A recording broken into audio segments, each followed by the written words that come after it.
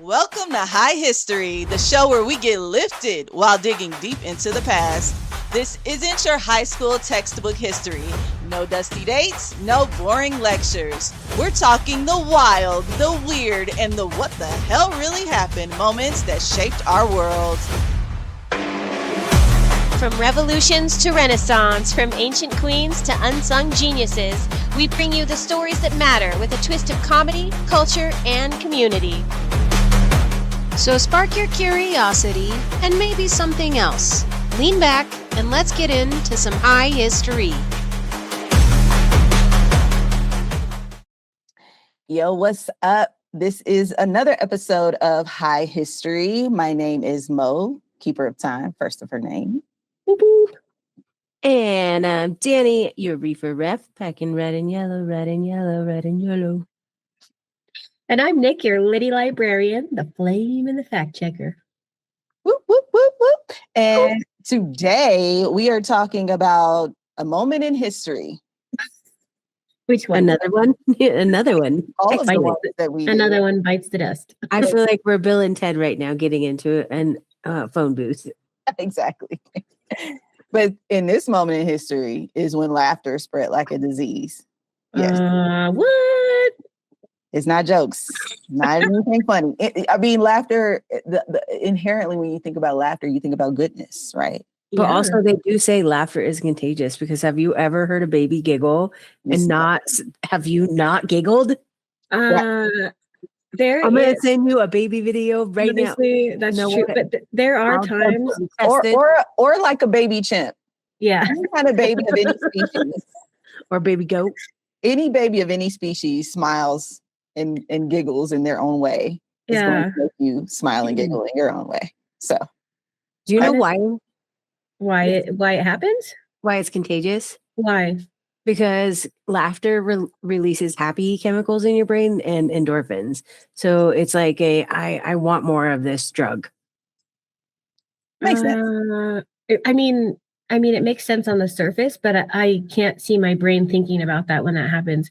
And I only say that because there were times when we were baby children that my brothers would start laughing. And like, it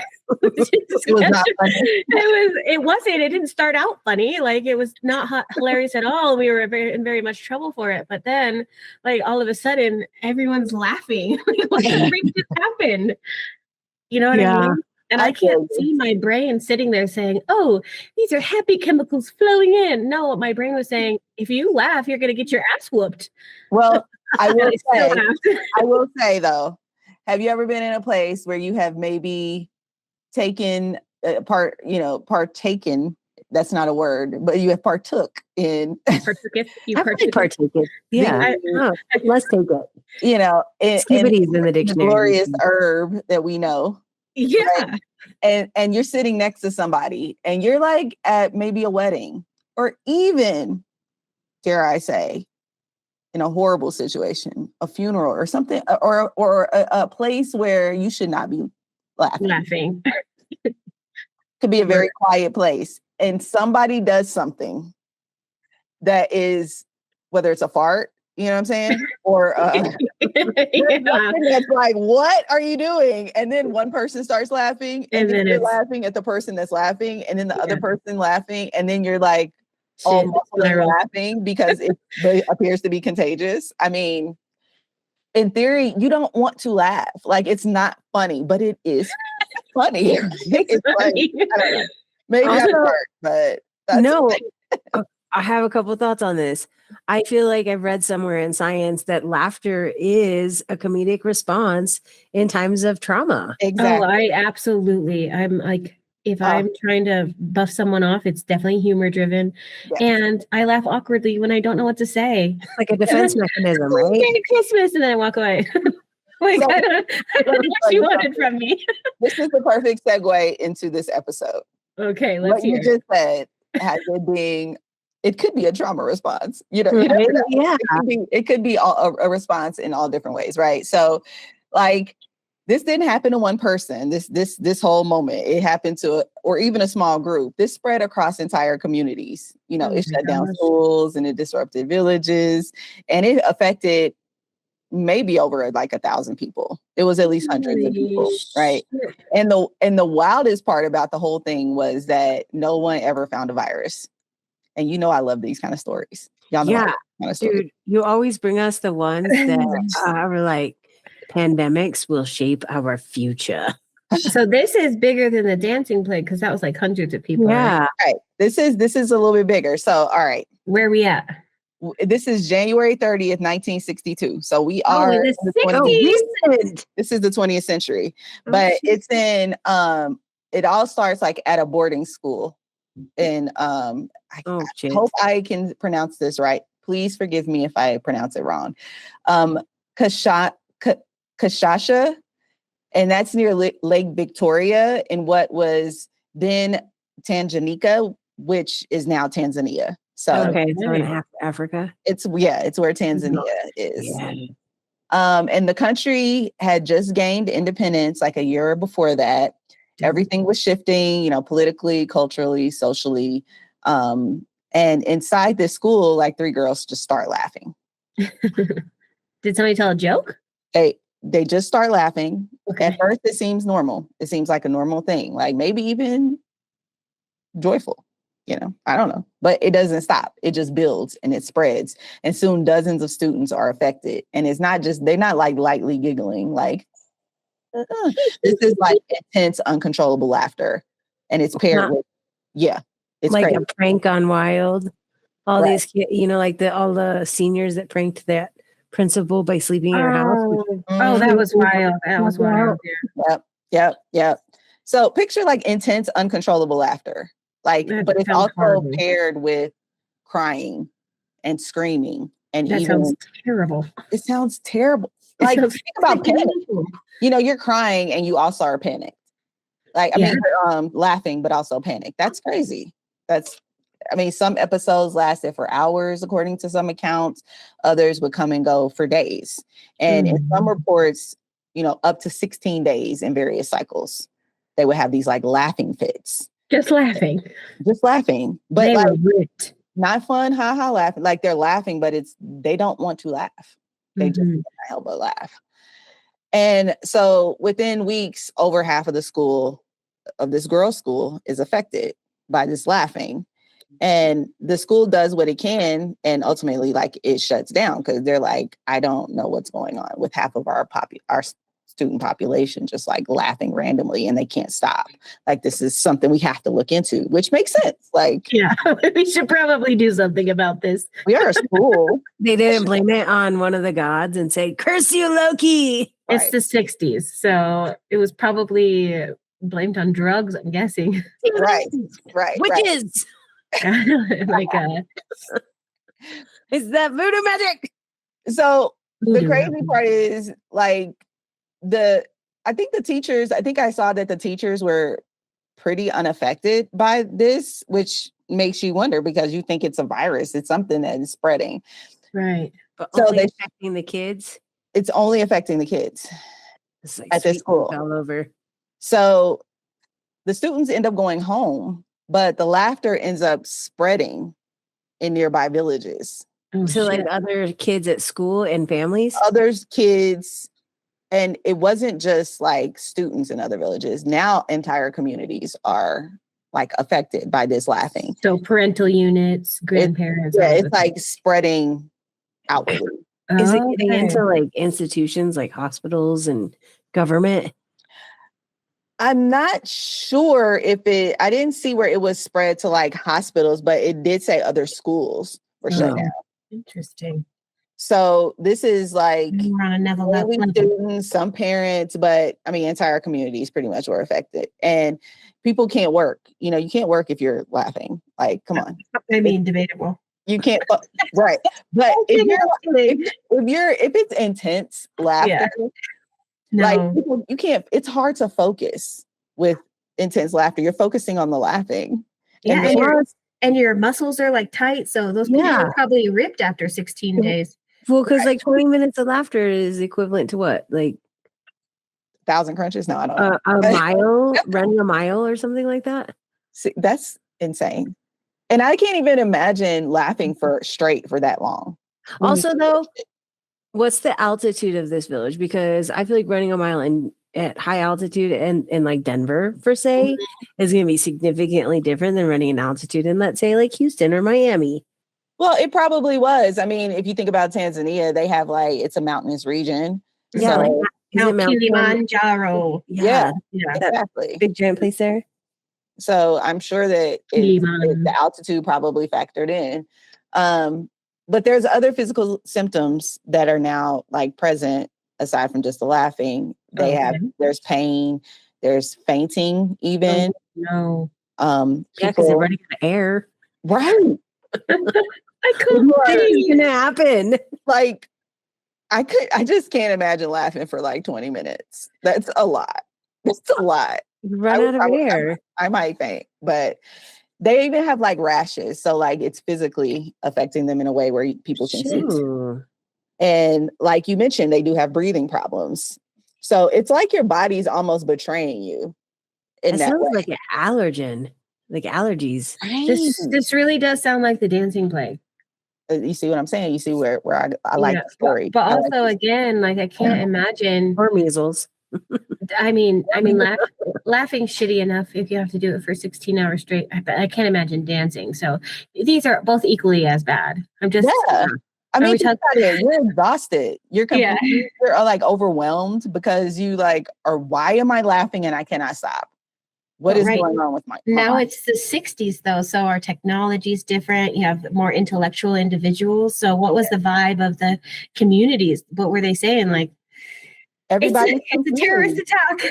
Yeah, pretty much everybody is just confused. Okay, so there were a couple connected events. They said that the laughter epidemic was one of 3 sequential behavioral epidemics that occurred in that vicinity of Lake Victoria, right? So, and they all were classified as events of mass hysteria or mania. What were the other events? How did they come to that conclusion? Because they couldn't find a source. It's the act of God. It's the act of God clause. It was an act of God. It was an act of God, yeah. So one of them was in like Tanzania, and then the other 2 that were like a year and a half like a year and a half later, were both in Uganda in different villages. But they were all laughing? Yeah. Okay. These were laughing. So basically, okay. You're dancing in Europe, you're laughing in Africa. It was wild. But like, what a wild time to be alive. Crazy, because at its peak, it affected, possibly over 1,000 people, like I said at birth. That's a ton of people. That's a lot of people. And so schools closed again. Communities are struggling to regain control. And still, they can't find a clear cause on what this is. And so I just wanted to pause here because some of these details that they have out there are just kind of like unbelievable.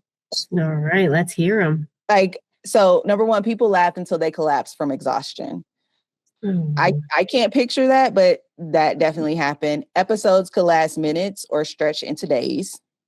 I can't even imagine the days, but I have seen somebody collapse from laughing.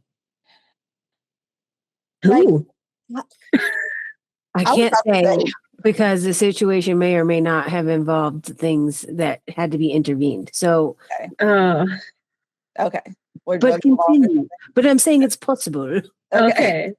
I've seen it with my eyes. All right. Okay. Please, you're going to have to trust me. Fair. But can you imagine stretching into days? That's no.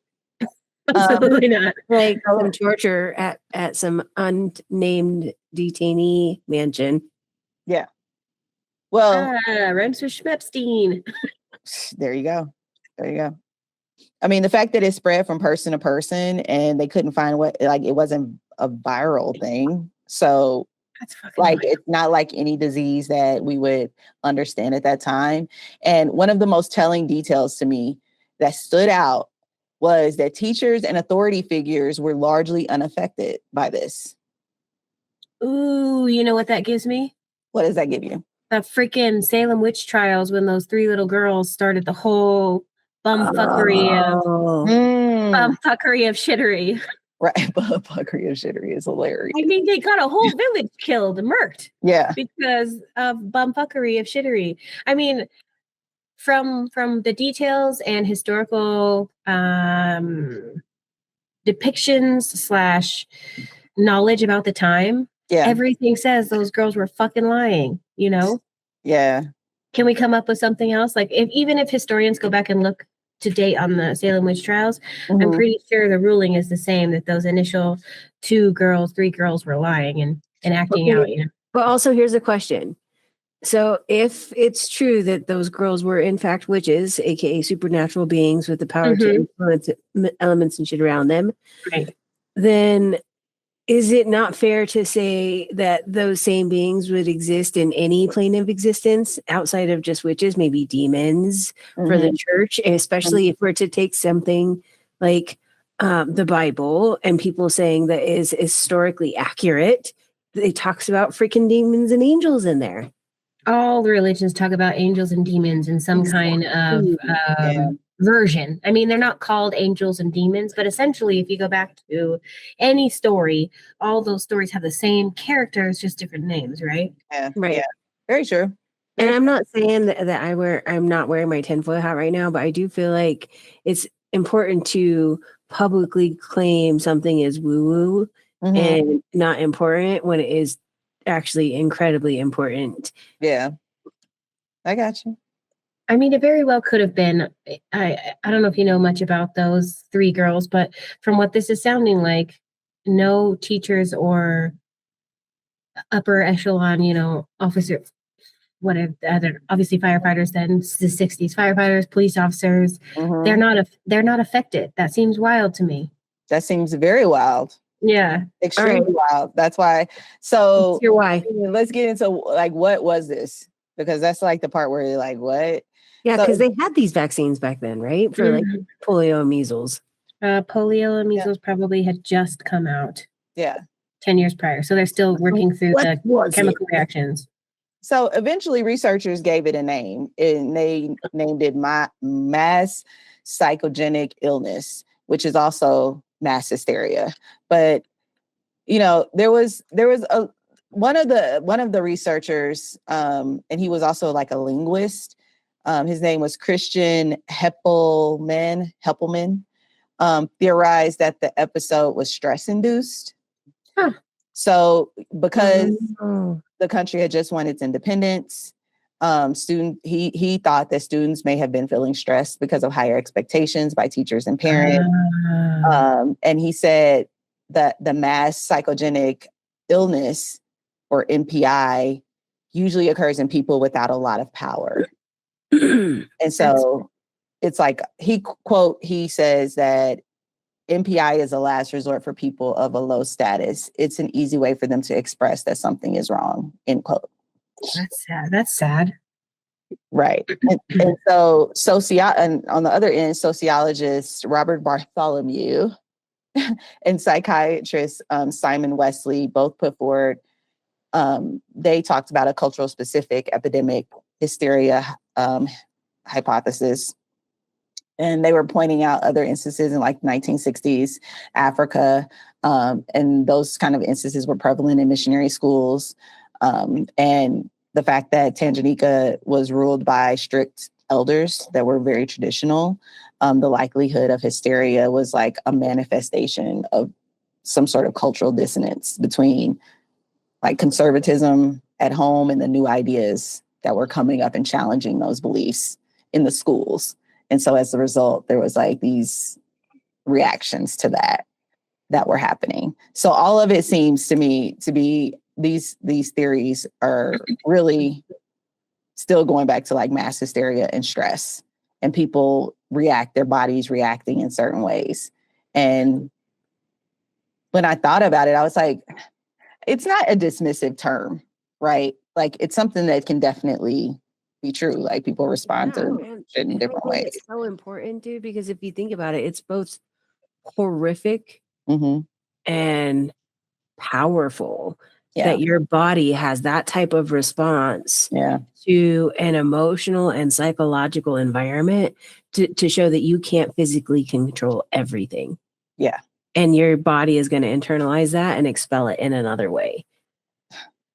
It's really, I think like people who experience that are immediately like drugged up now. Or you find other ways to cope in some way. But I mean, hysteria is something that I think stress is absolutely a factor in that change. There could be a number of different ways, like you said, like our bodies react to the world in which we are living, and we don't sometimes have control over that. And so with these girls and other students, the symptoms were real. The suffering was real. The source wasn't a virus. It was something deeper. And that's like when you look at the moment and what was actually happening, it's gaining independence after colonial rule, I'm sure is like a lot, right? So they had just gained their independence when this happened? Right. Yes. So like the rest of Africa is still under the apartheid. Mm-hmm. So, I mean, if they have friends in the next, country over, they're still under that. Under rule, yeah. Under the apartheid, yeah. Because apartheid didn't end until the 90s. Yeah. 90s. I know. Insane, right? Who came over shortly after, I wonder.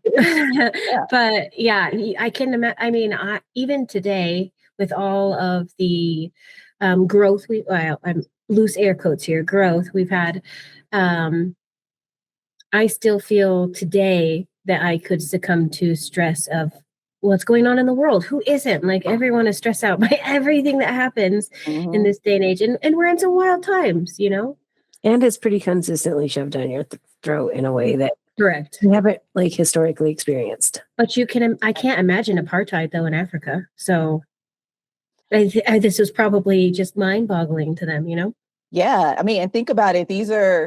It's a period of like transition, and there's some uncertainty. I mean, once you've been under colonial rule for how long, and then you gain your independence, it's like you fight for it, but then what now? What do you do? What does our future really look like? And I'm sure they thought about that. And I'm not even going into that. I'm just talking about like the people in the transition that I think could be kind of a mind fuck, honestly. And, absolutely. You have to grieve some of those pieces, right? Like, yeah. And you're also rebuilding right away, so you don't have time to grieve. And the country's still trying to heal. Yeah, for sure. There's a lot going on. There's a lot of defenses. A lot of little fires all at once. Right. And then imagine being a young girl in a strict boarding school. Nope. During that time where you're expected to be like disciplined and controlled. Nope. Training to be the next Atlas, or who's the lady from Encanto? I'm the strong one. Not Isabella. Not Maria. Her. Yeah. Who? Say it again. I don't know. Oh. Martha, Maria. What is her name? I don't know. Well, I just think about Luisa. There you go. I just think about being a young girl in that type of environment and feeling any kind of stress or confusion and expectations, but you don't really have an outlet to express it. Then the body is going to do what it do. It's going to find a way. And in this case, it came out as laughter. It wasn't dancing. It was laughter. And it was like overflow, pretty much. It was like they were filled up with so much that it had to come out in some way, some form. That's so crazy. Laughter. Yeah. I wonder if that has any connection to how many increased cases of endometriosis we're finding. Or the fact that women are finally being studied. It could be both. Yeah. Moa, I have a question. Mm-hmm. Does it, in any of the research that you found, was there like an individual that it started with? No. So they can't peg it. They can't pinpoint it. They just know it started somewhere in one school. It was just like they got it down to this specific school, and these like out of the school, like 95 of these people, of the pupils, were affected by this. And so that's kind of I didn't see any names, specific names of the girls, but it was started with 3 girls. And I don't know if that because of them being minors or something. It could be, yeah. I mean, they are minors, and so I wonder if that's why their names aren't wrote down. I don't know what the laws were at that time in Tanganyika, but that's kind of what, but I didn't go down this rabbit hole, but, and I think it deserves more research, but this is like some very surface level, like modern day parallels to this, which I do find interesting. And we love it when history Repeats itself. We wouldn't have a job. and starts to feel very familiar, you know what I'm saying? We wouldn't have a job Let me get otherwise. my time turner, which is a circle. Exactly. But during the pandemic, there were waves of teenage girls apparently suddenly developing like Tourette-like tics with no I neurological cause. heard about this. Yeah, I'm sorry. We need to cover this one then, obviously. I actually heard about this. yeah. Where did this happen? All over Doctors, it was TikTok. during the pandemic, and doctors linked it to stress, to like some sort of like social contagion and emotional and quote unquote emotional overload. But they couldn't find any kind of neurological cause. It was like stress. That's fucking wild. Was that First time related hearing to the lawsuit today. that just got passed that fined Meta and Google? For No, it wasn't Google. It was psychological damage? freaking YouTube. And I'm so Oh, sad YouTube. about that because YouTube is a learning platform. Mm-hmm. But also, But they being got sued. ethical. I think YouTube's very ethical. But this is a matter of personal opinion, and the court of law found them guilty. yeah, that's So true. here we are. Yeah. But legality does not mean justice, and justice does not mean legality. But you Whatever- know, Meta Whatever can be proved. Right. use that data to make it more addictive. Maybe Instagram, but I don't think about YouTube that way. I definitely think about YouTube that way. That's how people get in. Oh, That's literally where Red Pill kind of like lived and really flourished. I mean, I think it's okay, fair.